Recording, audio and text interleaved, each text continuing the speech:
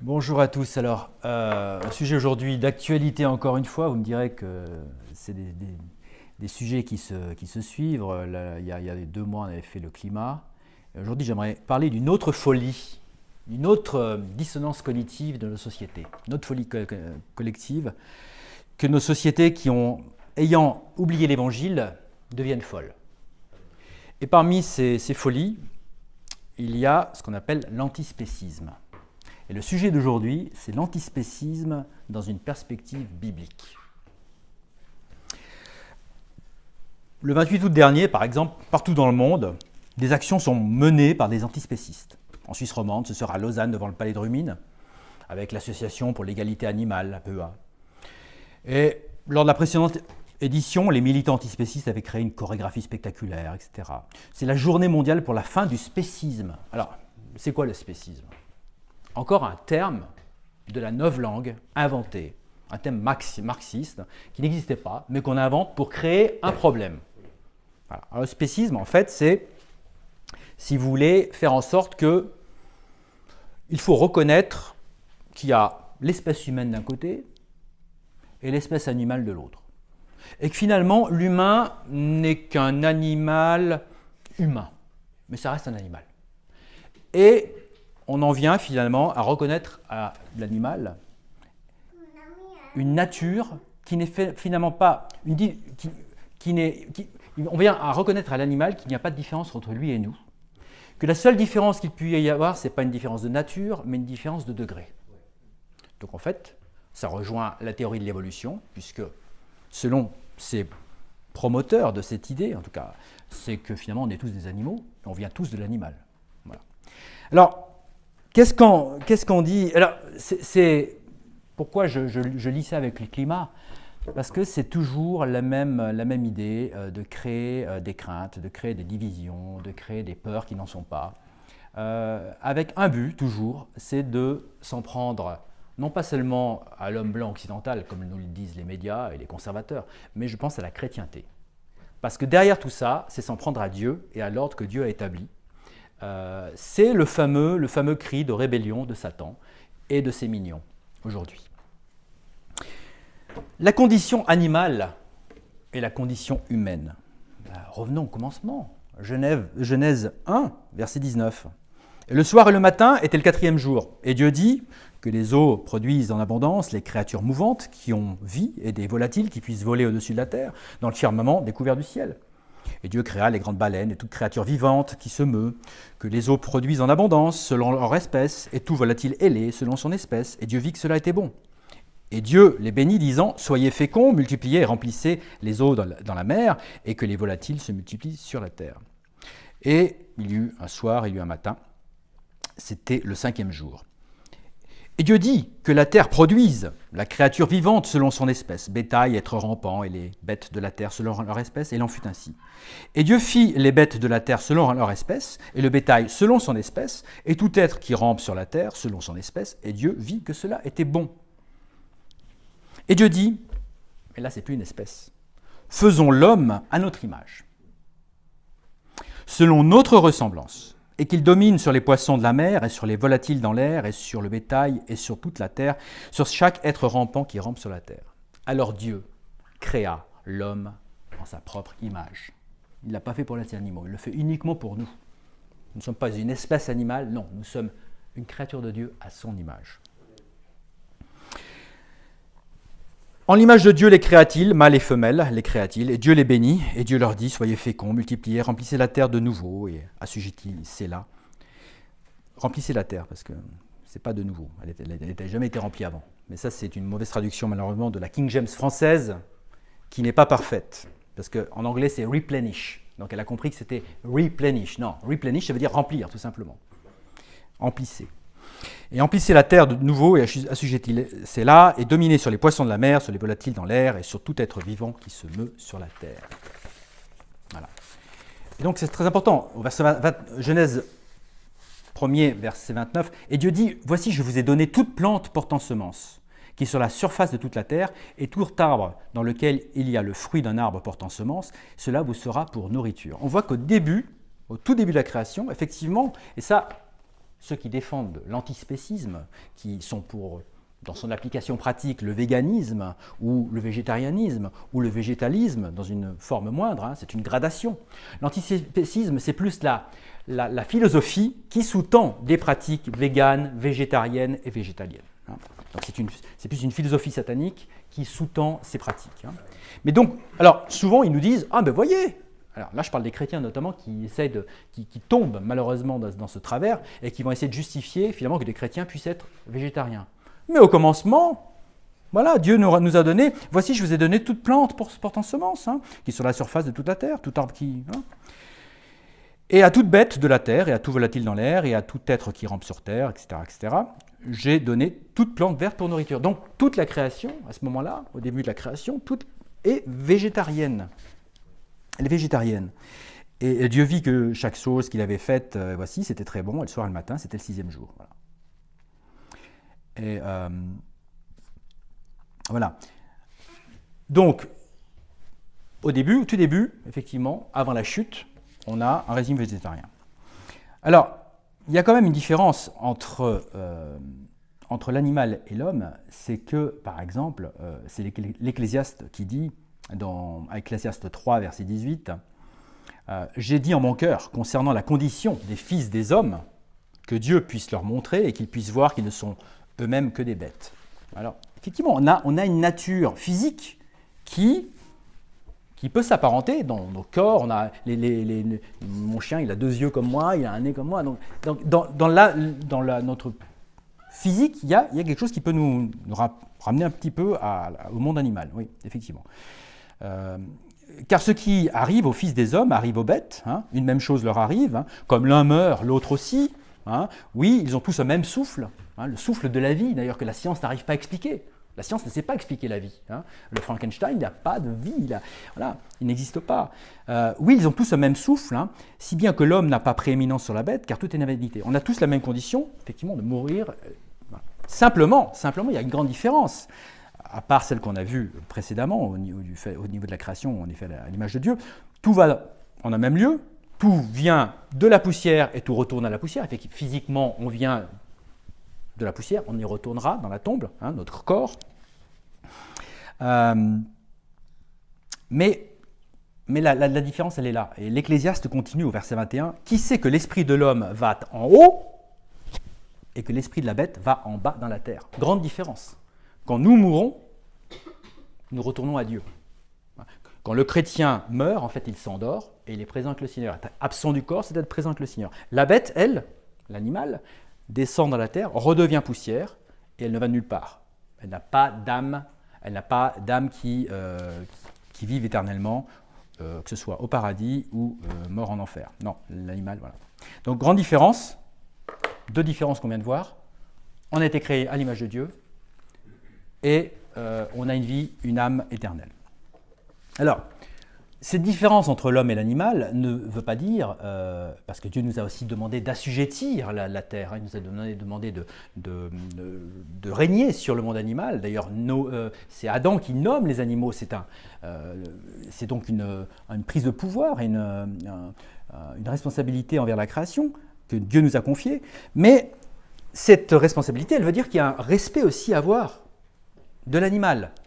Alors, c'est pour ça que certains antispécistes et défenseurs des animaux, encore que l'antispécisme va au-delà de la défense des animaux, hein, puisque l'antispécisme, comme toute invention marxiste, se sert d'une minorité à défendre pour en fait un combat qui la dépasse et instrumentalise cette minorité. On l'a vu avec le racisme, on l'a vu avec le féminisme, on l'a vu avec le soviétisme, où on se sert de l'ouvrier et du prolétariat contre les bourgeois.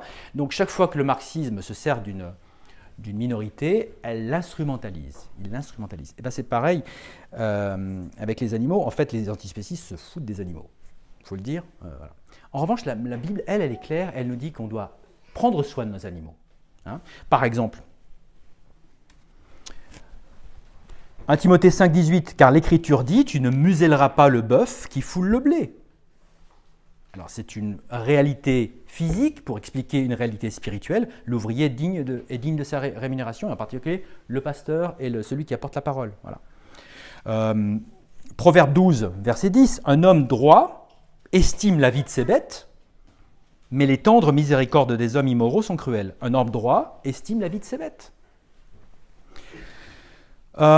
C'est Jésus, le Seigneur Jésus lui-même qui lit dans Luc 13, puisque le dirigeant de la synagogue répondit avec indignation parce que Jésus avait guéri le jour du sabbat. Et il dit au peuple, « Il y a 6 jours pendant lesquels les hommes doivent travailler, venez donc ces jours-là pour être guéris, et non pas le jour du sabbat. » Ça c'est bien les pharisiens et les religieux. Le Seigneur alors lui répondit et dit, « Toi, hypocrite, chacun de vous ne détache-t-il pas son bœuf ou son âne de l'étable le jour du sabbat et ne le mène-t-il pas à boire ?» On prend soin de l'animal. Et plus loin, au verset 14, toujours de Luc 13, « Et il leur répondit, Jésus, disant, « Lequel de vous aura un âne ou un bœuf tombé dans une fosse et ne voudra pas aussitôt l'en retirer le jour du sabbat ?» Il y a une préoccupation de Dieu, et Dieu nous montre qu'on doit être... Et ça va même plus loin, puisque aujourd'hui, on est très habitué dans nos pays à avoir des animaux de compagnie, ce qu'on dit des pets en anglais, des animaux. Mais regardez, la Bible défend ce principe-là. Regardez ce que Nathan, le prophète, dit à David dans 2 Samuel 12, au verset 3. « Mais le pauvre homme n'avait rien du tout, qu'une petite brebis qu'il avait achetée et nourrie, et qui avait grandi chez lui avec ses enfants. Elle mangeait de ses morceaux, buvait de sa coupe, et couchait en son sein, et elle était pour lui comme une fille. » L'animal de compagnie a été créé pour nos besoins affectifs, de confort, pour notre joie. Et Dieu l'a voulu et Dieu l'exprime par la bouche de Nathan le prophète. C'est une réalité. Et voilà. Donc le respect des animaux, l'amour des animaux, le soin des animaux, les animaux comme proches de nous, très proches de nous, il n'y a aucun problème. Aucun problème. Alors, mais on est différent. L'antispécisme, comme je vous le disais, n'est que la philosophie qui sous-tend un nombre de pratiques, et notamment donc l'alimentation. Alors, si on regarde dans la Bible, il y a à peu près, je dirais, 5 grandes périodes. Je ne suis pas dispensationaliste, c'est pas ça. C'est que si on regarde, il y a 5 grandes périodes où l'alimentation commandée par Dieu peut être différente. On l'a vu avant la chute. Avant la chute, en Éden, on est végétarien. Et c'est pour ça que je disais tout à l'heure, finalement, les chrétiens qui se veulent végétariens, ou les végétariens eux-mêmes qui se réclament de la Bible sans être vraiment chrétiens et nés de nouveau, vont dire, voilà, il ne faut pas manger de la viande parce que, regardez, Dieu l'a voulu ainsi. Donc revenons à l'état édénique, avant même que le Seigneur soit revenu, finalement, créons un état édénique par la force de nos œuvres, c'est la restauration, c'est le Kingdom Now, et on va devenir à nouveau végétarien. Non, parce qu'avant la chute, en Éden, il y a quelque chose de très différent par rapport à aujourd'hui. Déjà parce qu'on est avant la chute. Voilà. Et qu'est-ce qu'il y avait en Éden? Il y avait un complément alimentaire. Ils ne mangeaient pas que du végétal, il y avait un complément alimentaire. Et quel est-il? Vous vous en souvenez de ce complément alimentaire? Arthur? L'arbre de vie. Exactement. L'arbre de vie. Il y avait un complément. Et on ne sait pas exactement de quoi consistait cet arbre de vie. Vous me direz, c'est aussi une plante. Voilà. Mais une plante qui est un peu spéciale. Un peu spéciale. L'arbre de vie qu'on retrouve dans l'état éternel plus tard, puisqu'on reviendra finalement à l'état édénique dans l'éternité, d'une certaine manière, il y aura aussi l'arbre de vie. Et donc, l'arbre de vie était sans doute un complément alimentaire, comme aujourd'hui, quelqu'un qui veut être végétarien doit nécessairement prendre de la vitamine et des machins en plus pour compenser les carences graves qu'il peut y avoir à faire du vegan, par exemple. Et puis, avant la chute, la différence aussi, c'est que, à part ce complément alimentaire de l'arbre de la vie, ils étaient nus et parfaits. Ils étaient, puisqu'il y avait l'arbre de vie aussi, il n'y avait pas forcément de mortalité physique. C'est le jour où ils prennent du fruit de l'arbre de la connaissance du bien et du mal en désobéissant à l'Éternel qu'ils meurent. Avant, voilà. Donc le régime alimentaire d'avant la chute ne peut pas être réclamé pour nous aujourd'hui, après la chute. Voilà. Effectivement, donc, voilà. Deuxième grande période, la chute. Comme je viens de dire, on prend de l'arbre du fruit de la connaissance du bien et du mal, on veut ouvrir nos yeux à la demande, selon la séduction de Satan, on veut décider par nous-mêmes du bien et du mal, on désobéit, on veut s'affranchir de l'Éternel et on en paye la conséquence avec la mort. Si tu prends de ce fruit de la connaissance du bien et du mal, tu mourras ce jour. Et ce jour-là, ils sont morts spirituellement. Ils ne sont pas morts physiquement, mais ce qui est intéressant, c'est de voir qu'aucun homme n'a atteint 1000 ans. Et si 1000 ans est comme un jour, Adam, je crois qu'il a atteint 930 ans, il n'a jamais atteint le jour. Voilà. Donc ils sont morts non seulement spirituellement, mais même physiquement, on peut par extension voir qu'ils n'ont pas atteint ce jour. Voilà. Et donc Satan a bien menti et le Seigneur, ce que dit le Seigneur, s'est bien passé. Donc la chute, ils prennent de ce fruit de la connaissance du bien et du mal, et les yeux de tous deux, furent ouverts. Et ils surent qu'ils étaient nus. Donc il y a un changement, effectivement, et ils cousirent ensemble des feuilles de figuier, se firent des tabliers. À la femme, il dit « Je multiplierai grandement ta douleur et ta conception. Avec la douleur, tu enfanteras des enfants, et ton désir sera vers ton mari, il dominera sur toi, etc. » Et à Adam, il dit « Parce que tu as écouté la voix de ta femme, que tu as mangé de l'arbre duquel je t'avais commandé, disant « Tu n'en mangeras pas. Maudit est le sol à cause de toi. Avec douleur, tu en mangeras tous les jours de ta vie. Et à la sueur de ton visage, tu mangeras du pain, jusqu'à ce que tu retournes au sol, car de lui tu as été pris, car tu es poussière, et à la poussière tu retourneras. » Et à Adam et aussi à sa femme, le Seigneur Dieu fit des vêtements de peau et les en revêtit. Et le Seigneur dit, voici, l'homme est devenu comme l'un de nous, Trinité, pour connaître le bien et le mal, et maintenant, de peur qu'il n'avance sa main et ne prenne aussi de l'arbre de vie, et n'en mange et ne vive à toujours. Donc il interdit l'accès au jardin d'Éden où se trouve l'arbre de vie. Alors là, on voit plusieurs choses contre l'antispécisme. On voit d'abord que Dieu... On voit déjà ce changement physique, puisque par exemple, pour la femme, je multiplierai grandement ta douleur et dans ta conception. Avant, il n'y avait pas ce problème-là, puisque là, il va le multiplier le problème. Voilà. Donc il y a encore un changement physique après la chute, qui peut expliquer qu'on ne peut plus non plus se nourrir que de plantes comme avant la chute. Et on voit aussi, n'en déplaise aux défenseurs des animaux, on voit que le premier animal abattu, il l'est par le Créateur lui-même. L'homme végétarien essaye de se couvrir avec des vêtements végétariens, et non, Dieu dit non, il faut de la viande. Il faut que le sang coule, ça préfigure bien sûr le sang qui a coulé sur la croix pour nous, pour notre salut de Christ, mais on voit déjà que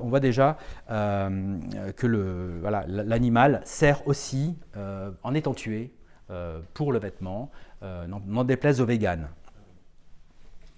Et à tous les pourfendeurs du cuir. C'est insupportable. Aujourd'hui, on ne peut plus acheter une voiture sans avoir du cuir.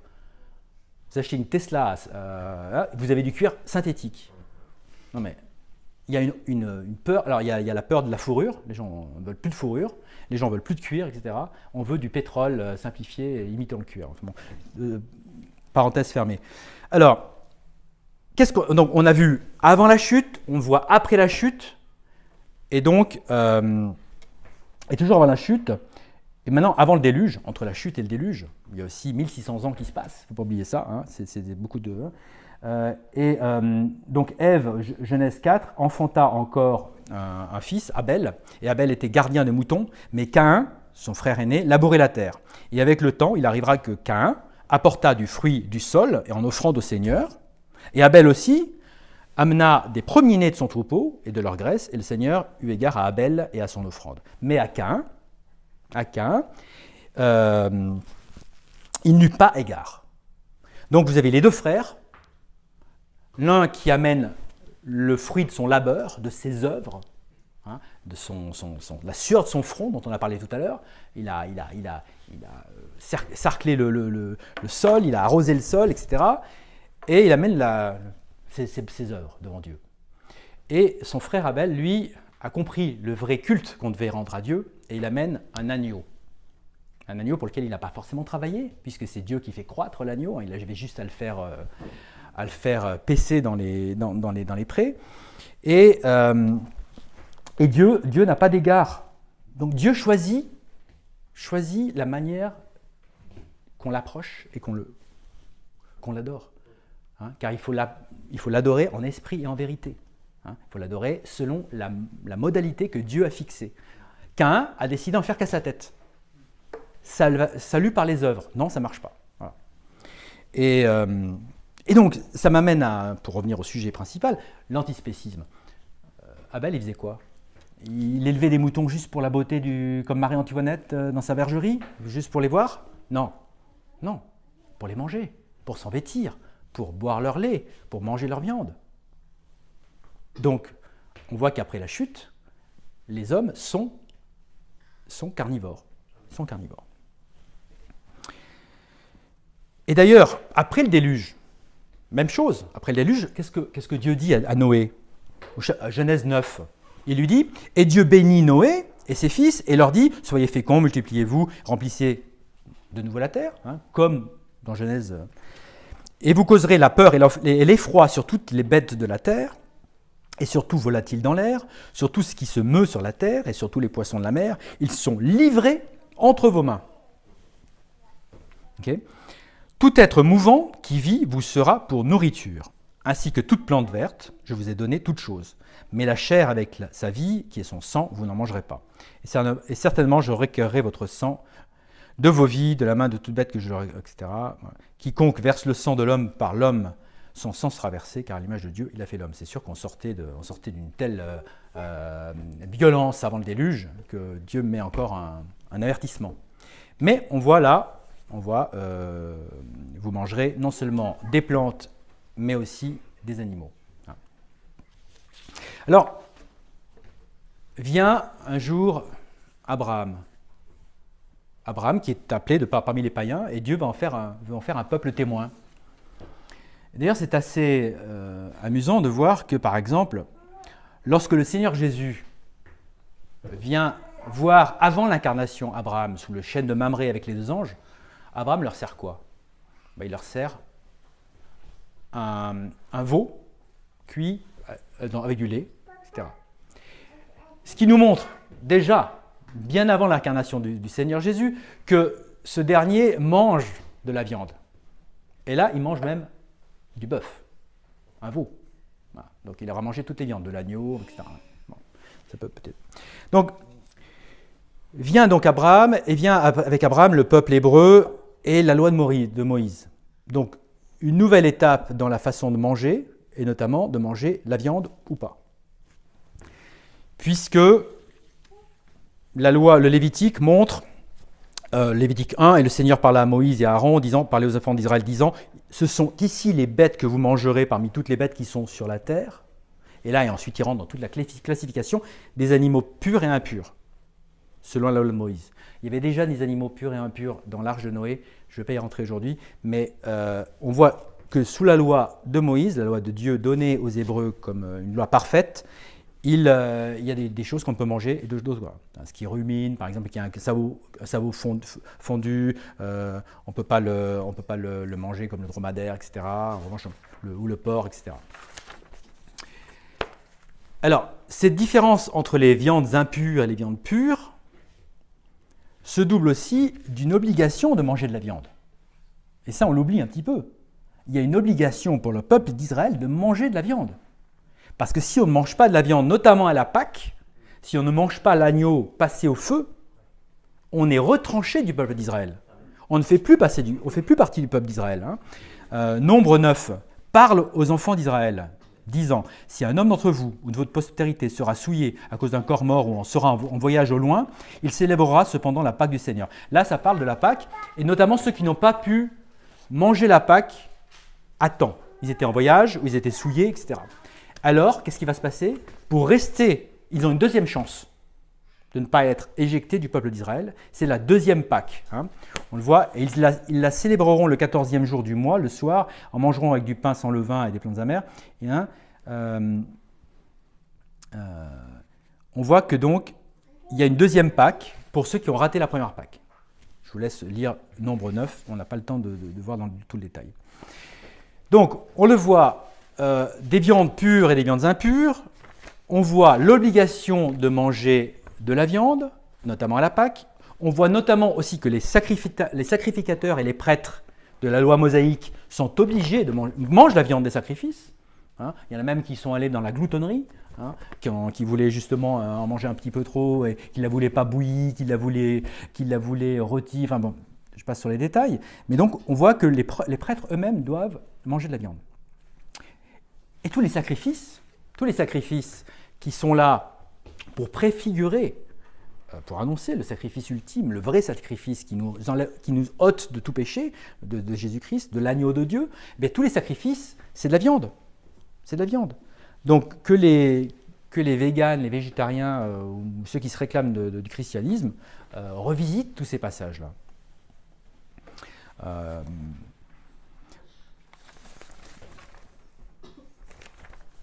Hébreux 11 nous dit d'ailleurs, par la foi, Abel offrit à Dieu un sacrifice plus excellent que Caïn, pour revenir à par laquelle il obtint le témoignage qu'il était droit, Dieu attestant de ses dons, et par elle, lui étant mort, parle encore. Et Hébreux 12 nous dit, verset 24, « Et à Jésus, le médiateur de la nouvelle alliance, et au sang de l'aspersion qui parle de meilleures choses que celui d'Abel. Hein. Donc le sacrifice dans la loi mosaïque, et même avant, au temps d'Abel, c'est donc une nécessité que la mort d'un animal, et puis ensuite la mort de Christ, soit l'atonement de nos péchés. Alors désormais, avec la nouvelle alliance, puisqu'il faut la mort d'un testateur pour qu'il y ait une nouvelle alliance, et la mort du Christ à la croix ouvre une nouvelle alliance qui est une meilleure alliance que l'ancienne, hein, puisque c'est la finale, la vraie. Désormais, dans la nouvelle alliance, dans l'Église d'aujourd'hui, on peut manger de tout. Hein. Et on se souvient comment Pierre a cette vision où la nappe 3 fois descend avec des aliments, notamment des aliments impurs, comme sans doute du porc peut-être, ou des anguilles, ou des crustacés. On ne sait pas ce qu'il y avait dedans, il ne nous le dit pas. Mais enfin, par ce biais, dans Acte 10, Jésus veut montrer à Pierre qu'il y a les juifs et il y a les non-juifs, et que tous sont destinés à l'évangile. Donc à travers cette consommation de viande, on voit une réalité spirituelle, hein, que tous ont besoin de l'évangile. Ceux qui critiquent la consommation de viande, hein, Jésus, qu'est-ce qu'il dit? Non seulement il mange la viande, mais qu'est-ce qu'il dit dans Matthieu 15, verset 11? Ce n'est pas ce qui entre dans la bouche qui souille l'homme, mais ce qui sort de la bouche, cela souille l'homme. Ce n'est pas ce qu'on mange qui est important, c'est ce qu'on va dire. Des problèmes toujours dans l'Église, on le voit dans Acte 15, où finalement on voit que les apôtres recommandent quand même, même si on peut manger de tout, que vous absteniez des viandes offertes aux idoles et du sang, hein, de ce qui est étranglé et de la fornication. Hein. Desquelles choses, si vous gardez, vous ferez bien, portez-vous bien. On voit quand même, il y a une restriction qui, à mon avis, s'applique encore à nous dans l'Église, c'est qu'on ne mange pas de sang. On ne mange pas de sang parce que la Bible dit que dans Lévitique 17, car la vie de la chair est dans le sang. Hein. Et je vous ai les deux. Voilà. Donc, on ne doit pas manger de sang et on doit aussi s'abstenir des viandes sacrifiées aux idoles. Typiquement, si quelqu'un vous dit, voilà, tiens, j'ai une super action, là, j'ai de la viande halal, on va faire des brochettes, tu viens. Moi, personnellement, je n'ai pas la liberté d'en manger. Je n'ai pas la liberté d'en manger parce que je le sais. Si je ne le sais pas, je ne vais peut-être pas m'enquérir de ce qu'on me sert, je vais prier et la prière sanctifie tout. Mais si je sais et si la personne fait exprès de me dire c'est de la viande halal, là j'ai un témoignage à garder. Voilà. Donc moi je sais que 80% de la viande en France maintenant c'est halal parce que les abattoirs ne peuvent pas différencier pour des raisons économiques, passer de l'halal au non halal. Donc je crois que l'immense majorité de la grande distribution, de la viande en grande distribution, je parle sous ton contrôle, Kevin, mais je pense qu'une grande majorité de la viande en France, même si elle n'est pas étiquetée halal, est sacrifiée aux idoles. Et donc, on peut y penser. De toute façon, aujourd'hui, on a aussi une liberté. On a une liberté en Christ. C'est pour ça que Colossiens 2,16 nous dit « Qu'aucun homme donc ne vous juge sur le manger ou le boire, ou à l'égard d'un jour de fête ou de la nouvelle lune, ou des jours de sabbat, lesquels sont une ombre des choses à venir, mais le corps est de Christ. » Donc, si un frère choisit de ne pas manger de viande, il a cette liberté totalement et on n'a rien à lui dire, etc. Toutefois, il ne faudrait pas que ce frère en fasse une doctrine.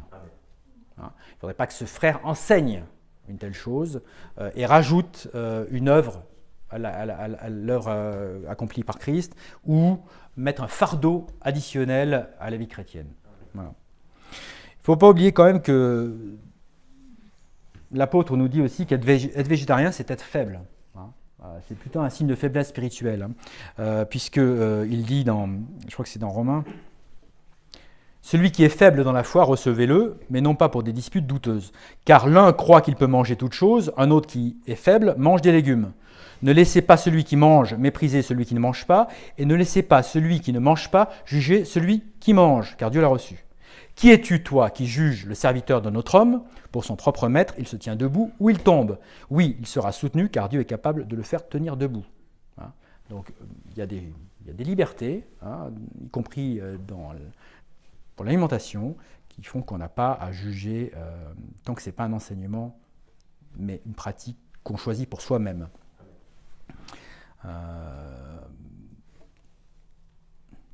Oui, un homme estime un jour au-dessus d'un autre. Un autre estime chaque jour étant pareil, que chaque homme soit pleinement persuadé dans son propre cerveau. Celui qui considère le jour, il le considère en vue du Seigneur. Celui qui ne considère pas le jour, c'est le Seigneur qui ne le considère pas. Celui qui mange, mange au Seigneur, qu'elle remercie Dieu. Et celui qui ne mange pas, c'est au Seigneur qu'il ne mange pas et qu'il remercie Dieu. Voilà. Cela dit, il y a beaucoup aujourd'hui d'enseignements. Alors, puisqu'on est à la fin des temps, il y a toutes ces fausses doctrines qui circulent. Il y a beaucoup de faux enseignements religieux concernant les viandes. Je dirais même que toutes les religions ont des interdits et toutes les religions ont des prescriptions concernant les viandes. 1 Timothée 4, verset 1. « Or, l'Esprit dit expressément que dans les derniers temps, quelques-uns abandonneront la foi, prêtant attention aux esprits séducteurs et aux doctrines des diables, disant des mensonges par hypocrisie, ayant leur conscience cautérisée au fer rouge, défendant de se marier et commandant de s'abstenir d'aliments que Dieu a créés pour être reçus avec reconnaissance de ceux qui croient et qui connaissent la vérité. Car toute créature, et là on rejoint ce que Pierre avait reçu dans Acte 10, car toute créature de Dieu est bonne et rien n'est à refuser, si c'est reçu avec reconnaissance, car elle est sanctifiée par la parole de Dieu et la prière. Si tu remets en mémoire ces choses aux frères, tu seras un bon ministre de Jésus-Christ, nourri dans les paroles de la foi et de la bonne doctrine à laquelle tu es parvenu. » Oui, parce que tous ces faux cultes, catholicisme, vendredi sans viande, on mange du poisson. Orthodoxie, il y a 2 jours par semaine, je crois, d'abstinence des viandes. Le bouddhisme, on n'en parle pas, beaucoup sont végétariens. L'islam, pareil, on ne mange pas de porc. Pareil pour le Talmud. Les adventistes, Ellen G. White, qui se veulent des chrétiens, elle a reçu des révélations tellement nombreuses que ça en fait 3-4 Bibles empilées, mais dans ces révélations, elle a reçu qu'il fallait être végétarien. Ellen G. White, voilà. Bon. C'est pas la femme de James White, même si c'est le même père. Voilà. Donc, les faux enseignements religieux, attention, parce que cette espèce de doctrine est un témoignage de la fin des temps. Alors, conclusion, application. Ben, je crois qu'il faut d'abord veiller et être sobre. Parce que les fausses doctrines arrivent. Pourquoi je parlais de l'antispécisme? Alors, j'aurais pu développer l'antispécisme, mais je voulais accéder surtout insister sur ce que dit la parole. L'antispécisme, c'est en train de venir sur nous à la vitesse grand V. L'antispécisme, comme le dit Paul Sugy, qui a fait un très bon bouquin dessus, l'antispécisme est la dernière étape d'un lent processus de déconstruction pour déconstruire la vision que Dieu avait pour l'homme, de dominer le monde animal, de manger, de se servir du monde animal. Paul Sugy continue, accorder des droits fondamentaux aux animaux, parce qu'aujourd'hui on parle de donner non seulement une reconnaissance aux animaux, de leur donner, de défendre leurs intérêts, mais maintenant de leur donner des droits. Par exemple, dans la ville de Strasbourg, vous avez un délégué, un conseiller municipal à la condition animale. On parle maintenant de faire représenter, dans les milieux les plus extrêmes antispécistes, de faire représenter les animaux pour qu'ils aient une voix au Parlement. On veut donner une personnalité juridique aux animaux, qu'ils n'ont pas encore. Pour l'instant, ce ne sont pas encore des sujets de droit, mais voilà, on y vient. Accorder des droits fondamentaux aux animaux, arrêter toute forme d'exploitation, les antispécistes, ces militants de la cause animale, se font de plus en plus remarquer dans le débat public. Mèneront-ils à bien leur évolution des rapports entre l'homme et l'animal ou nagent-ils en plein délire? Donc, l'antispécisme, ça vient sur nous très très vite et on aura, et pour ça que j'ai fait ce message, c'est pour qu'on soit un minimum au courant de ce qui se passe et être équipé pour répondre. Parce que ça va venir. Ça va venir. Donc, veillons sur ce qui se passe dans la société, parce que je pense que c'est important de répondre aux questionnements de nos contemporains et aux questionnements des chrétiens aussi eux-mêmes.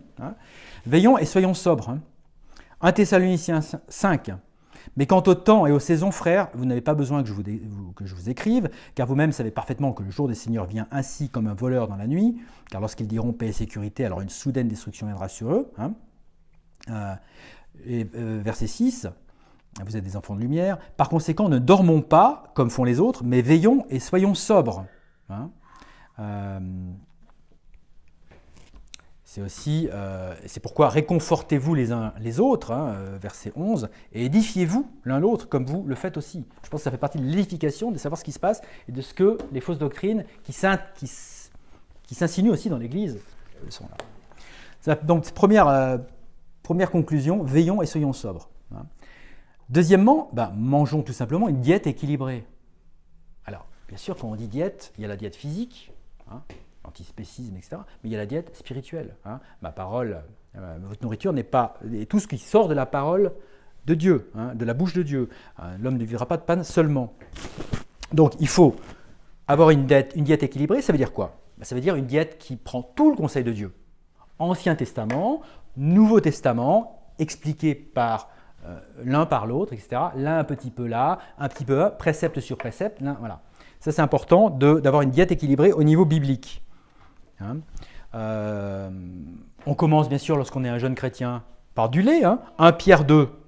C'est pourquoi, laissant de côté toute malice et toute duplicité et hypocrisie, envie et tout discours mauvais, désirez comme des bébés nouveau-nés le lait pur de la parole, afin que par lui vous puissiez croître. Donc, le lait, c'est pas du lait de soja, c'est le lait pur de la parole. C'est un produit animal, encore une fois. Pareil dans Hébreux 5, car alors que pour le moment, vous devriez être des enseignants, vous avez besoin qu'on vous enseigne de nouveau quels sont les premiers principes des oracles de Dieu, et vous êtes devenus tels que ceux qui ont besoin de lait et non de nourriture solide. Et plus loin, l'apôtre nous dit, au verset 13, « Car quiconque use de lait est maladroit dans la parole de droiture, car il est un bébé. » Verset 14, « Mais la nourriture solide est pour ceux qui ont atteint la maturité, c'est-à-dire ceux qui, par l'usage, ont leur sens exercé à discerner autant le bien que le mal. » Donc c'est par la parole qu'on mange qu'on va connaître le bien et le mal.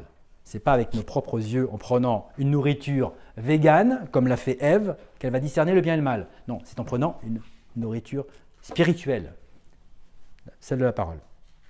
Donc, mangeons une diète équilibrée, au propre comme au figuré. Voilà. Et troisième point, un petit peu de conclusion, je pense qu'il faut quand même revenir à Acte 10 et avec cette vision de Pierre. Cette vision de Pierre à qui le Seigneur montre qu'il doit aller vers les gentils et vers tous les peuples.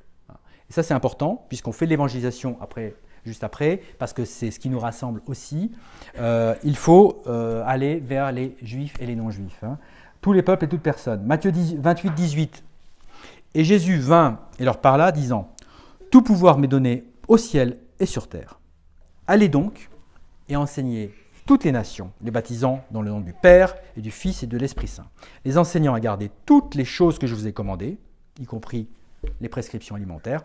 Et voici, je suis avec vous toujours, même jusqu'à la fin du monde. Amen.